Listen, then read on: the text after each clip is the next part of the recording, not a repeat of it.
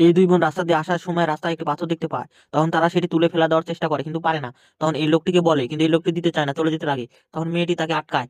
তখন ওই লোকটি এসে মেয়েটির সাইকেল তুলে নিচে ফেলে দেয়। তারপর সেখানে মেয়েটি কাঁদতে লাগে। লোকটি যখন তার গাড়িতে উঠে চলে যেতে লাগে, তখন মেয়েটি আবার তাকে আটকায় আর বলে, আমার সাইকেল কেন ফেলে দিলে, আমার সাইকেল তুলে দাও, না হলে যেতে দেবে না। লোকটি মেয়েটিকে মারতে লাগে, তাও মেয়েটি লোকটিকে যেতে দেয় না। তখন লোকটি নেমে বলে, আমি তোর সাইকেল তুলে দিচ্ছি। এই বলে মেয়েটিকে সেখানে নিয়ে যায়। তারপর মেয়েটিকে নিচে নামিয়ে দেয়। নামিয়ে দিয়ে আর মেয়েটিকে সে তুলে না, সে সেখান থেকে চলে যায়। মেয়েটি সাইকেল টেনে তোলার চেষ্টা করে, কিন্তু পারে না, সাইকেলটি তার গায়ের উপরে পড়ে যায়। তখন আর সে নড়তে চড়তে পারে না। মেয়েটি ছোট বোন তখন ব্রিজের উপর থেকে সেটা দেখে। দেখে রাস্তা দিয়ে যেসব মানুষ আসছে তাদের কাছ থেকে সে সাহায্য চায়, কিন্তু কেউ তাকে সাহায্য করে না।